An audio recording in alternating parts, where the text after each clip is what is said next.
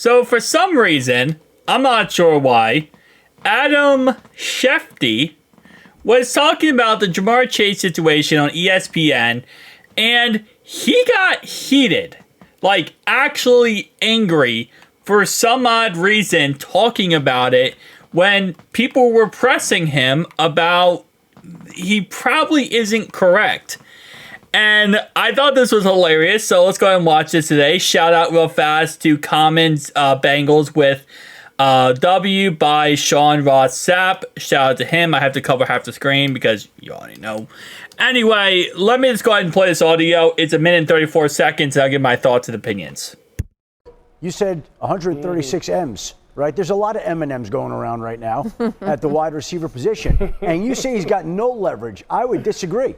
Jamarr Chase can simply say, my back's bothering me. I don't think I can play week 1. My hamstring's tight. I don't think I can play week 1. And the Bengals will get that message if that's what he decides he wants to do. So he has leverage. He doesn't have as much leverage as he'd like to have due to the collective bargaining agreement, having 2 years left in the contract. But nobody wants a situation. But Schefter, how's that going to go over, though, Schefter? How is that going to go over if he starts talking about his hamstring or his back? Come on, like, players in the locker room understand the business. Yeah, you don't have to lie to us in order to kick it with us. Players understand the business. Players also understand, to your point, that he's scheduled to make $1 million in base salary this year. He had a $3.8 million roster bonus. So he's going to make $4.8 million. So he's going to step out there right now when all those M's are out there and risk that. Like, has he been willing to do that this summer? Has he been willing to do it so far? Have we seen him practice once?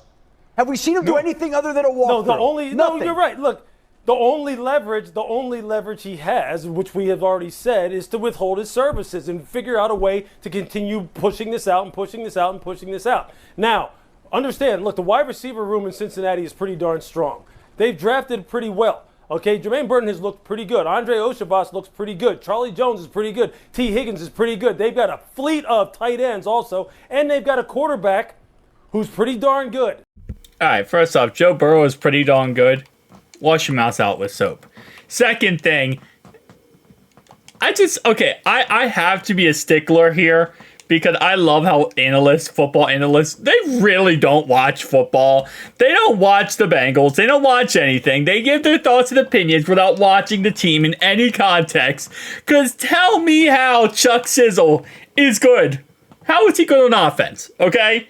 You're talking about receivers, not kick punt returns. You're talking about just receiving receivers, okay? Tell me how Chuck Sizzle is good. Like, I'm not saying he can't be a good receiver. I'm 100%.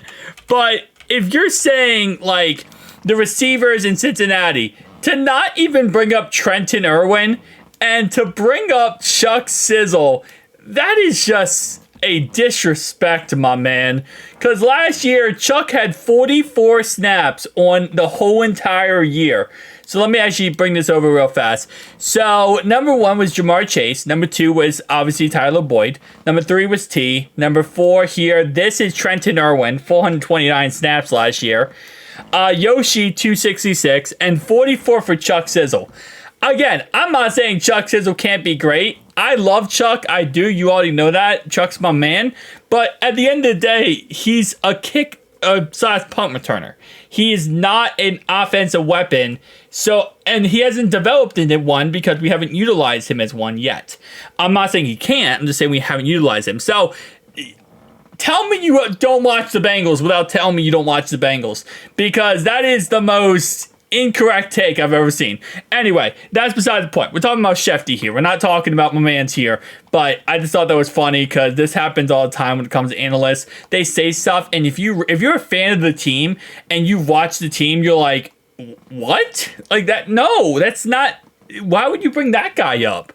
Anyway, so I think Booger, who I wouldn't always agree with, I think he said something here that is very, very true. Is that, yes, in theory, right, Adam's right. And I don't know why Adam got so heated during this argument. But at the end of the day, Adam is right. At the end of the day, the player could say, hey, I don't feel good. Hey, my back hurts. Hey, my leg hurts. You can do a lot of different things to not technically play.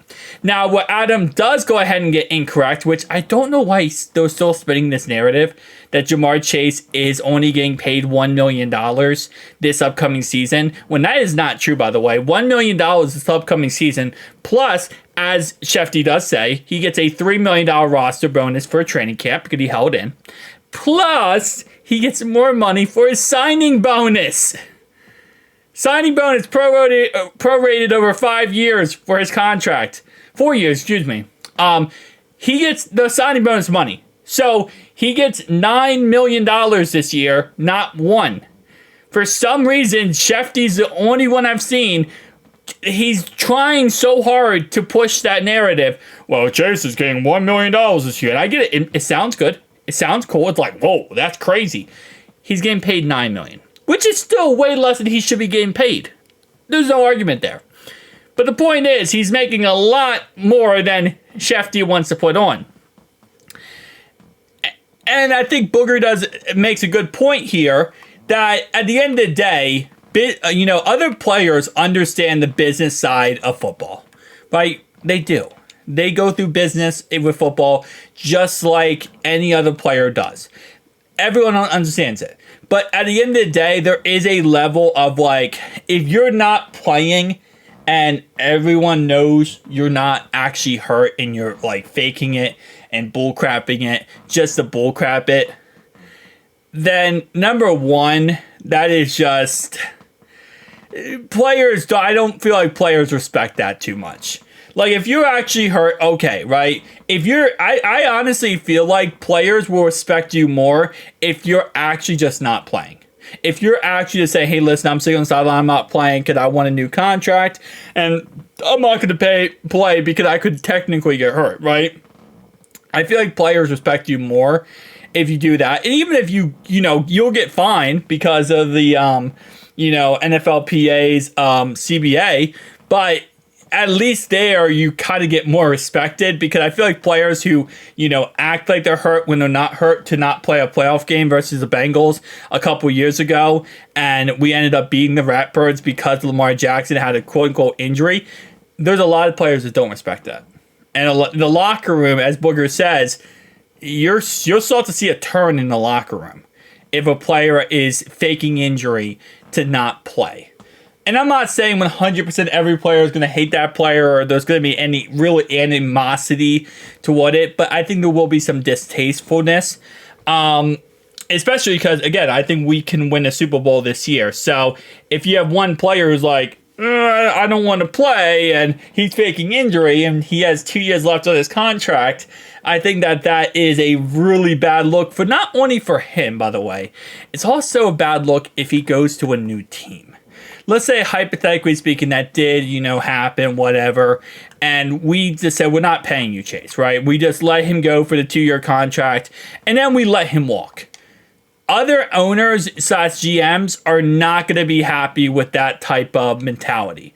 I'm not saying it's going to avoid him from getting paid, because let's be honest, there's a lot of dumpster fire organizations in football, and they would pay someone who literally did anything. I mean, you could list off the most horrendous crap possible, and the Browns signed Kareem Hunt right after he kicked a girl and threw her in a hotel, right, and punched her. So there's always a team that will do it, Cleveland.